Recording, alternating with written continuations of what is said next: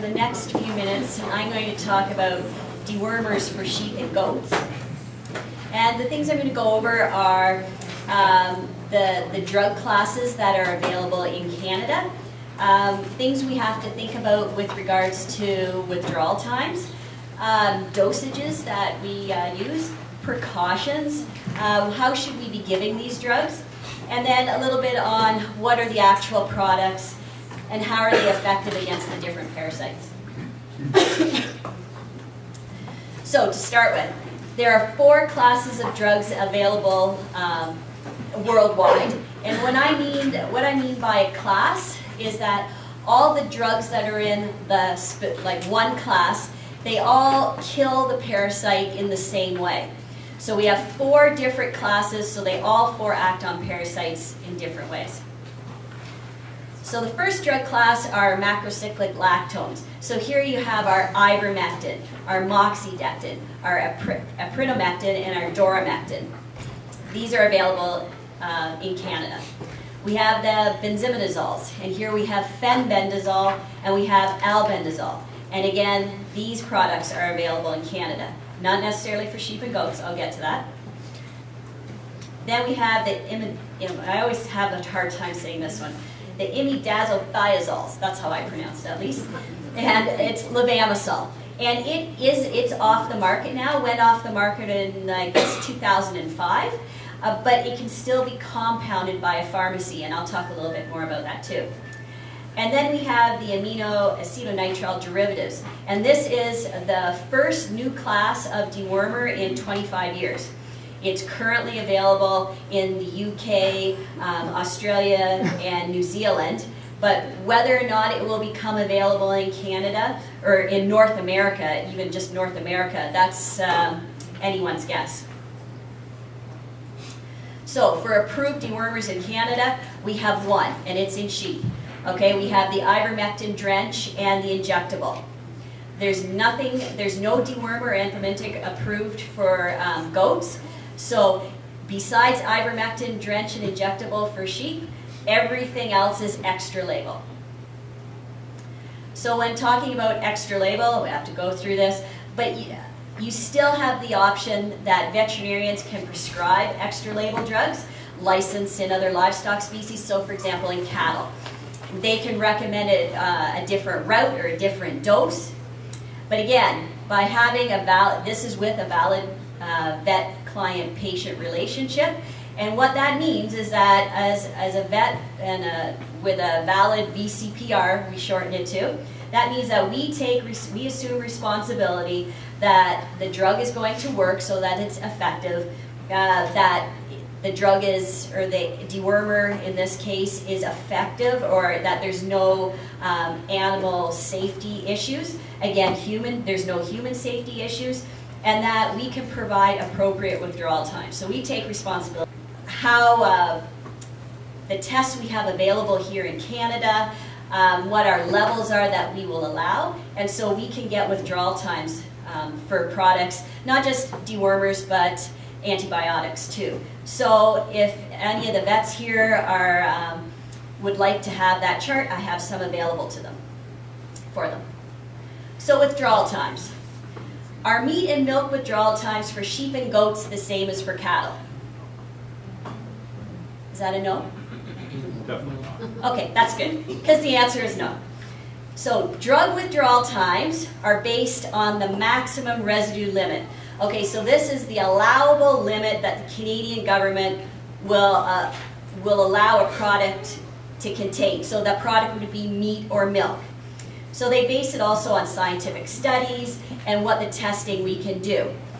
So essentially, if there's no maximum residue limit, there's no MRL for a product or for a species. So everything's extra label in goats. So there aren't any MRLs for that. So there's no, like a small concentration in the muscle or milk that is allowed for cattle. There's nothing in goats or sheep. So essentially, any residue that's detected is a violation.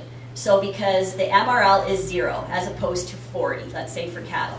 So again, what that means is that sheep and goat withdrawal times are much longer than cattle withdrawal times. So, dosages for sheep versus goats. Dosages for sheep are the same as the dosages for cattle. Okay? Goats have to be dosed differently, and that's because they metabolize drugs at a higher rate, so that in order to reach that therapeutic level where they destroy, they kill the worms, we need to increase the dose. And usually it's 1.5 to 2 times the sheep or cattle dose.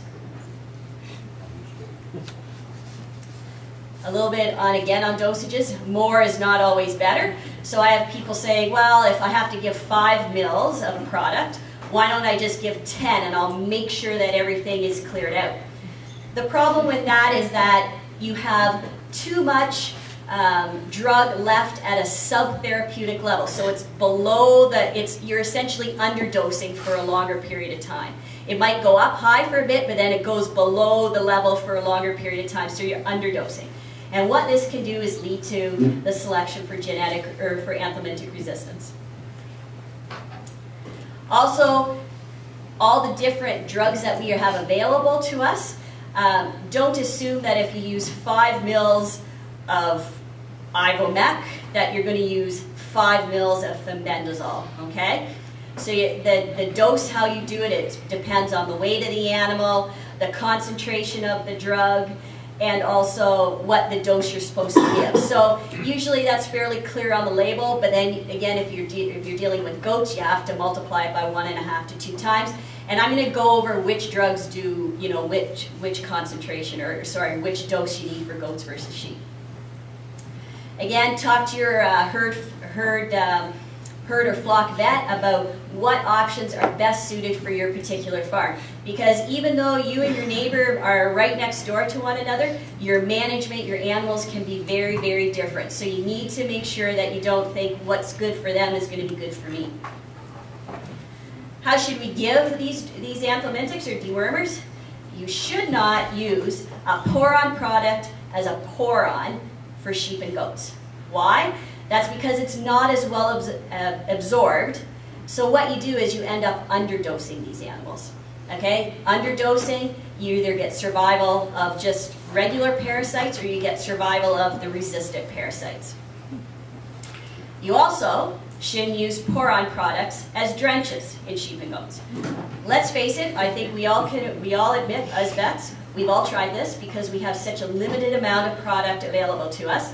But now there's more research, and when we talk to our international colleagues, they have minor heart attacks when we tell them what we've all tried. And again, the issue here is with a pour-on using it as a drench, because it's made differently to absorb through skin versus what you're actually ingesting, that can be very different. So we can't assume that it's being absorbed, that it's working, and that it ever reaches those therapeutic levels. And we have, at this point, no idea of withdrawal times. And let me tell you, I'm sure that G-Ferret, when I send my messages to Saskatoon, they hate me because I give all the wild and wonderful combinations that people have asked for. I'm sure I am blackballed there, but they still respond when I do it. It takes them a while. So, we also shouldn't use injectable products as drenches for the exact same reason. We don't know how it's absorbed, how effective it is, does it reach those therapeutic levels, and again, we don't know what the withdrawal times are. They won't give me withdrawal times. Also, we don't recommend using injectable products in sheep and goats, and again, it's because of that long residual activity below the therapeutic level. Again, it can lead to, against the survival of those partially resistant parasites. So, people are going to say, but we have moxidectin, and it's only available sub-Q. What should we do? So in most operations, moxidectin injectable should not be your first drug of choice.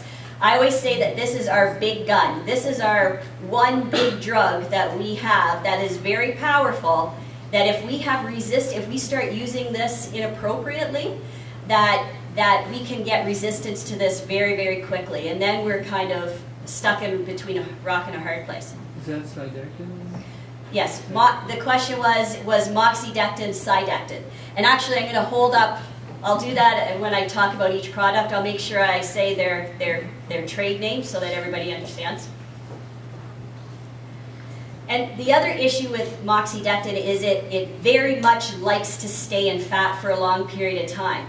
So even though it does maintain those therapeutic levels for a long period of time, this drug has very, very long withdrawal period. And in the US, they just came out with a recommendation that they are no longer recommending the use of moxidectin sub-Q. Fortunately for them, unfortunately for us, they have like a moxidectin or a sidectin drench available to them. But the withdrawal period is months long. Like we're talking 4 to 6 months.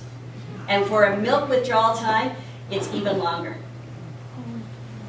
So options, we want to use drenches. Moxidectin by injection, it needs to be for a specific reason, very specific. Talk to your vet about that. And essentially, there are no other options. So drugs not licensed in Canada, we should talk about this. We should be using products with a drug identification number. It's very easy now to purchase drugs over the internet, and a drug identification number ensures that the manufacturing process is proper, that you're actually getting what is on the package. I'd hate to see people buy some product off the internet and essentially what it is colored water. So look for that drug identification number. Compounding, should we be doing this? Again, this is for levamisole. It can only be done for that product, only through your veterinarian and only through a pharmacy. But the question with compounding, which always comes up, is how do we know that they're actually doing it correctly? On the other hand, some people don't have another option but to do this. So just keep that in mind. Own use importation. People are like, well, if I can't get it here, I'm going to bring it in from the US or somewhere else. I can understand to a certain extent people doing that. But what we know is that every other country that these products are available, so the US, Australia, New Zealand, they have all learned that just buying in a product or just getting in another dewormer does not get them any farther in the long run. They all have large amounts of anthelmintic resistance in those countries. So they all are promoting a sustainable parasite plan. So just keep that in mind. Just buying in and getting in a new dewormer is not going to be the cure-all. And again, I can't predict withdrawal times with out-of-country products. So now just going to the products. You can keep waving that, but I'm almost done. So, ivermectin, here we have the Ivomec, okay? That's the product I'm talking about here. It has very good activity against all the gin we're concerned with. It has very good activity against those hypobiotic, those arrested L4 larvae. All this information is on page 21 of your handbook, so if I go through fast, you know where it is. But with the dose for sheep, 0.2 milligrams per kilogram, it's 1.5 times for goats. Again, this product doesn't work on tapeworms, and it does have some good activity against some of those external parasites, the sucking lice, not the chewing one, and the keds and the nose bots, so they all suck blood. So moxidectin. So moxidectin, which is sidectin. Again, this is the cattle formulation. Now we're going extra label. It does have very good activity against those gin and those L4s. Remember that sidectin and Ivomec are in the same class. They're in the same family. So if you get resistance to one, it won't be long before you have resistance to the other one. Again, this is a fat-loving dewormer, so it has long activity after it's injected.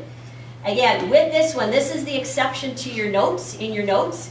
For sheep and goats, the injectable dose is the same, 0.2 milligrams per kilogram.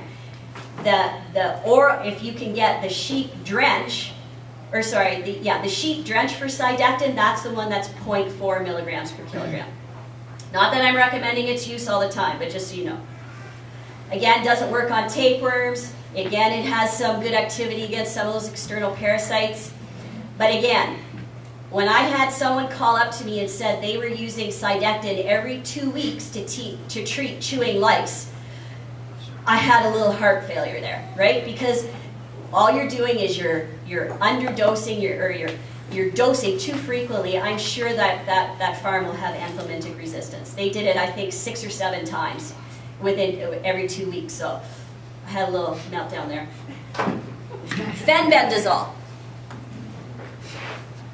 So this is our fenbendazole. This is Safeguard suspension, okay? This is the horse and cattle formulation. Again, I recommend using the drench, not the feed formulation, because again, just with feed antibiotics, you can't guarantee that every animal is getting the proper dose. Again, it has good activity against those 3 groups of parasites we're worried about. This is the one that works against, again, it has activity against those hibernating larvae. This is where the dose for goats is twice that of sheep. And also, this is the drug that if you suspect or that you think you're starting to go towards antibiotic resistance, this is the drug where you would repeat the dose in 12 hours. You don't double the dose for sheep, so you give 5 milligrams per kilogram, and then you repeat that dose 12 hours later. That's so you maintain that concentration for a longer period of time. You don't give 10 milligrams at once, so you give 5 and 5, 12 hours apart. Similar for goats with the higher dose. This doesn't have activity against the external parasites. Yep? If you were using, oh sorry, no it's okay. Okay. I think it's Okay, yeah. so albendazole. Do we have this one? Oh yes. Albendazole is Balbazin, okay, Balbazin. Again, we have the cattle drench formulation. Again, it's good against the gin and the L4s. The dosages are the same with fenbendazole because they're in the same family. It's good against liver flukes, but we don't have that problem here in southern Ontario. But this is the one where you have a huge warning with. You don't give valbendazole during the breeding season or in the first trimester because it can be toxic to the fetus. Levamisole. This is the compounded product. We used to have tramadol tablets, but again, they make it up as a drench. Again, it has good activity against the gin. This is the drug where we're not sure how much activity it has against those L4 hibernating larvae. Some people say it's good, some people says it's not so good. But this is the drug, and it's important that because it's compounded, that there's a very narrow difference between the effective dose and the toxic dose. So that's why you really want to make sure when you get it done, it's done correctly. And again, toxicity may be salivation, so muscle tremors, and a low heart rate. Those are signs of toxicity. Again, here are the doses. They're in your book. Okay, review questions. Sorry. You can take one. Oh, I can take 1 or 2 questions. Normectin and Ivomec sheep drench are supposed to be the same. What did you? Sorry, I didn't hear the first part. Normectin. Normectin, yeah. And Ivomec sheep drench are the same. Yeah, one's the generic Okay, version. do you notice any resistance more with Normectin as compared to Ivomec? So the question was, Normectin and Ivomec, they're both ivermectin products. Ivomec was the first drug out, the patent is over, and so now you have Normectin. And the question was, do we see more resistance with Normectin than Ivomec? And I'm not really sure, and Andrew's shaking his head saying no. Right? How effective are dewormers on hibernating monkeys? So again, the question is, how effective are dewormers on the hibernating homunculus? They will work fairly well depending on what drug you choose. So if you go on that chart and you look for the one with the most pluses against L4 larvae, it'll work fairly well against those. Can I say it's going to knock every single one out? I can't say that. But some do have quite good activity against those L4, those hibernating ones. Oh, last question. If you give moxidectin sub-Q to use nursing lambs, will it go into the lambs? Okay, so the question was, will moxidectin injectable given to use go into the lambs, nursing lambs? Yeah. Okay, and so moxidectin has huge withdrawal times. We're talking over 200 days. And so they will be getting low levels of moxidectin in their milk. And that's not good, right? That's, again, underdosing to a certain extent. Oh, I have to go to the question. Sorry. We're out of time. Okay, so my question is, Dewormers used for sheep and goats are best given in what way or ways? By injection, by drenching, by pour on, or all of the above?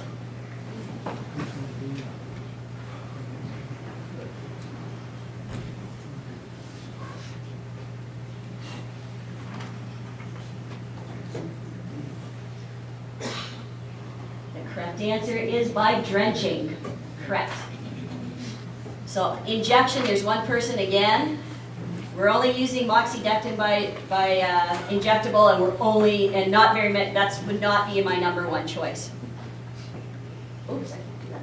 True or false? Meat and milk withdrawal times for dewormers used in sheep and goats are the same as for cattle. True or false?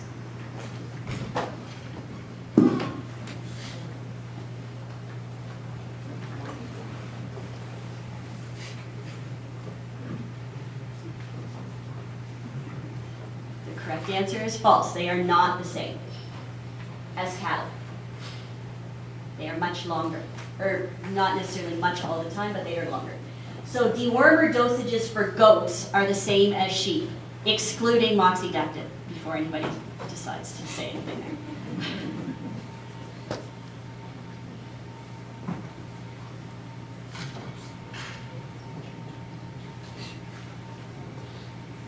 There we go. We're a very intelligent group today. So thank you very much.